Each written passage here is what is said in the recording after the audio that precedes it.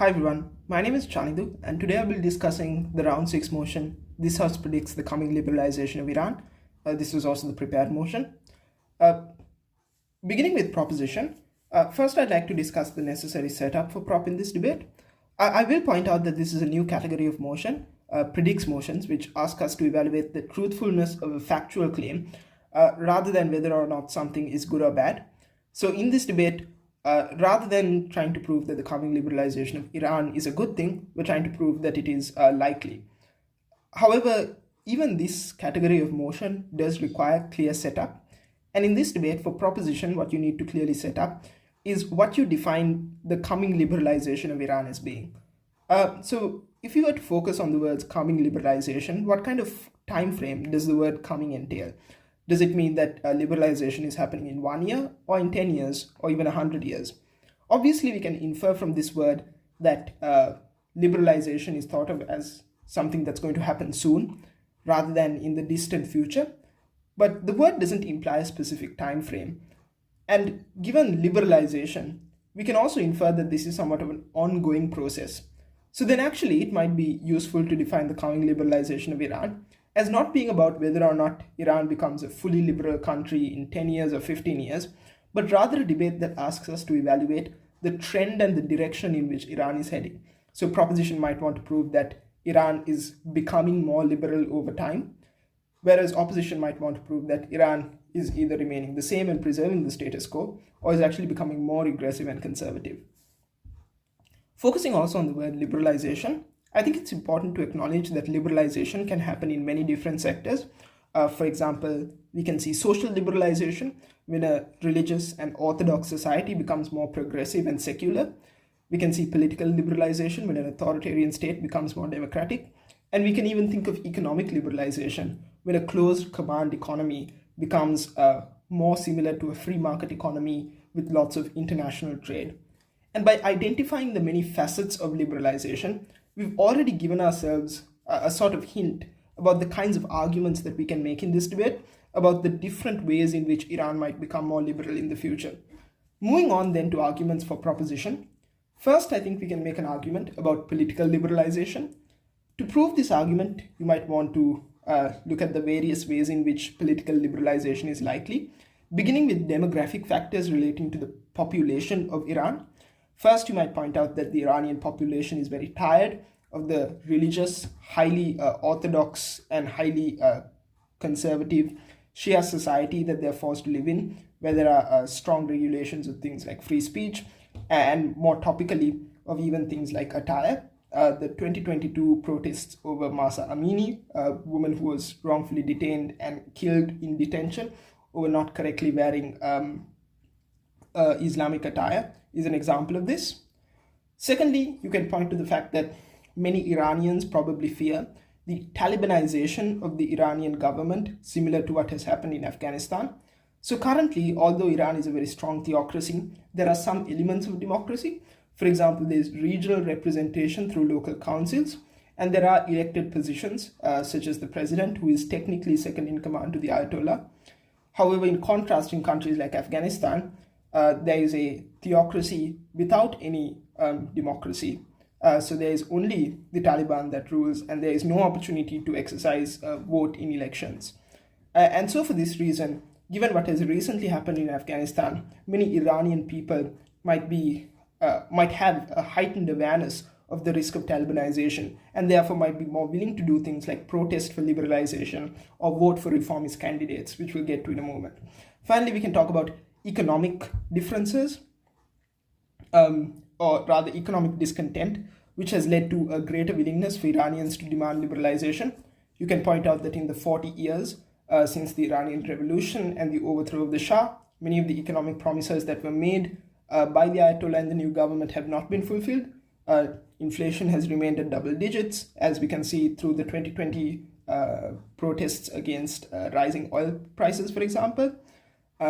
Commodities and basic necessities continue to remain subsidized by the government rather than being afforded at a cheap rate by the free market. So this economic discontent has also led to some political unwillingness to support the current government, which might be reflected in how people are willing to protest and vote. Secondly, we can look at changes in the leadership of Iran. So firstly, we can point out it's empirically the case that a reformist president, President Pezeshkian, is now in power, who is both non-clerical as well as represents the northeast Turkish minority rather than the Persian majority of Iran. And this might be a positive direction because his cabinet is also highly liberal. For example, there are people like Javad Zarif, who was the finance minister who was responsible for bringing Iran down to single-digit inflation in the 1980s, and Ali Taibina, who was responsible for negotiating the now defunct US-Iran nuclear deal. And so these kinds of liberal politicians getting into power might be beneficial as well. Contrastly, you might also want to show how the Ayatollah is currently ailing and likely to step down soon. This is important because it means that the theocratic government in Iran is willing to make more accommodations for liberalization in order to secure power because they don't want to appear weak. And the fact that President Pezeshkian was allowed to accede to power is an example of this. A second argument that you might want to make is about economic liberalization. Here you might want to point out that in a similar way to countries like Saudi Arabia that have still preserved their Islamic identity but have undergone rapid economic growth under Mohammed bin Salman, that Iran too might now want to achieve a balance between these two things. More explicitly, also because Iran is also developing far closer ties to Saudi Arabia. For example, in 2023, they resumed bilateral ties under a deal that was brokered by principally China. And Iran also now receives foreign direct investment from the Middle East, notably from Saudi Arabia, under the Vision 2030 program, which MBS is pioneering. So there is more regional support for the economy and for economic liberalization. The second thing that you might want to point out is that with the new government under Pezeshkian, there's also likely to be some resumption of nuclear talks between the US and Iran. And the real barrier to Iranian economic liberalization has been the fact that the US is unwilling to lift sanctions on Iran's nuclear program, which has led to a large cost of living crisis, as well as secondary sanctions which make it difficult to trade with US allies in the region, such as the Middle East or the UAE. And so for those reasons, the resumption of ties with the US under a more liberal government might also lead to future economic liberalization. Moving on now to opposition. Beginning with op setup, I think what's important for opposition to note here is firstly their burden, which is opposition does not need to prove that the likely counterfactual is necessarily a world in which Iran becomes even more repressive or even more conservative than it currently is, although you might perhaps want to do so if you're ambitious. But rather it's sufficient for opposition in this debate to simply prove that Iran will remain at the current level of conservativeness or repressiveness that it has been in for some time. Secondly, in terms of a stance, I think it's strategic for opposition to acknowledge that there have been some liberal changes, and I think acknowledging this is also inevitable. For example, the election of a reformist president like President Pezeshkian. But opposition might characterize this not as being part of a broader trend, but rather as being an anomaly, and that eventually Iran will return to the conservatism which will overpower any reformist changes that have happened more recently. Along those veins, moving on to opposition's arguments, opposition can make a political argument to counter the prop argument about why Iran will remain politically conservative. In terms of how you can actually prove this argument, the first thing that opposition might want to do is flip some of the reasons that proposition gives.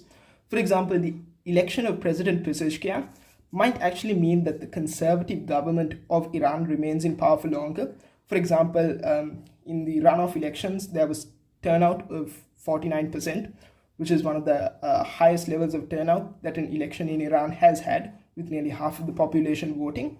And what this indicates is a level of support for the existing system, where even though nominally there are elected positions such as a finance minister and a president, it is the Guardian Council and, more importantly, the supreme leader, Ayatollah Al-Khamenei, who holds ultimate power and sway. And this is evidenced by the fact that the Guardian Council has massive control over the military of Iran, the Revolutionary Guard Corps, as well as the fact that they're allowed to vet all presidential candidates, as well as the fact that the supreme leader answers only to God and is able to directly command the president to do whatever he wants. Even the president, despite being a reformist candidate compared to others, is still a devout to the supreme leader and still maintains a hardline stance on many important issues that will block the ability for other countries to resume diplomatic ties with Iran. For example, he has promised to continue to fund Hezbollah. Secondly, you might point out that the Revolutionary Guard Corps, this is the military of Iran, remains the same on either side of the house because they are not under the control of the presidency, but rather answer directly to the supreme leader. The Revolutionary Guard Corps is important because, firstly, they are part of the reason for why the US continues to maintain sanctions on Iran because of their covert funding of terrorist organizations like Hezbollah. But secondly, because they are also responsible for lots of domestic suppression of protests. For example, crackdowns on labor unions on the Mahsa Amini protests were spearheaded by the RGC. Thirdly, you might want to point out that political extremism still remains rife in Iran. This might look like right-wing political parties like the Paidari Front, who are a hardline Shiite group who saw the vacuum or the power vacuum that was presented due to the death of the former president and have now increased their support for extremist candidates at the lower levels of government. You might also point out that relative to these kinds of movements that attempt to infiltrate the government, that the actual president, who is a reformist, has very little power. For example, even conservative presidents like Mahmoud Ahmadinejad have been banned from air travel by the Ayatollah, which shows that ultimately total power remains in the theocratic government rather than the elected one.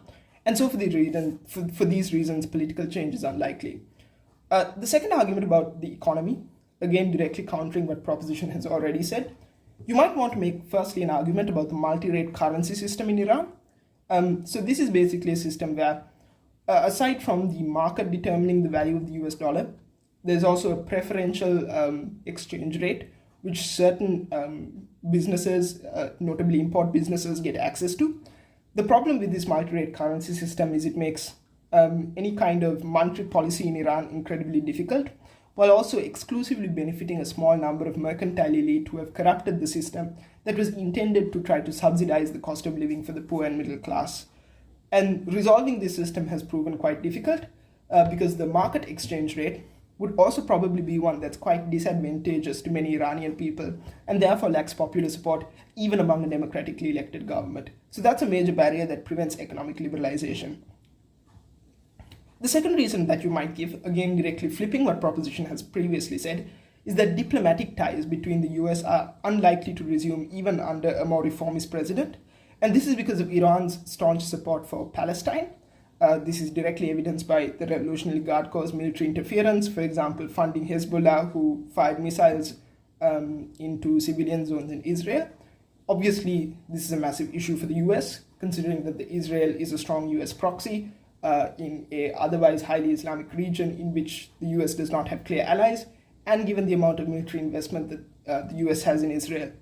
And so for those reasons, any diplomatic ties between both the US itself in terms of nuclear arms deals, as well as with strong US allies like Saudi Arabia, might not be in Iran's near future, and therefore this might stop economic liberalization. So those are some of the possible arguments that proposition and opposition can make in this debate. Finally, a note on strategy. In this debate, you might want to try to pick and choose between the strongest kinds of liberalization for your side and prove why that kind of liberalization leads to overall liberalization. For example, in proposition in this debate, if you think the argument on political liberalization is strong, you might want to prove why a politically liberal government is likely to be economically liberal as well. Conversely, in opposition, if you think the economic argument is strong, you might want to prove why economic liberalization and having a free market is a precondition to certain political liberalizations, such as having democratic elections. And so that's just a brief note on strategy for this debate as well.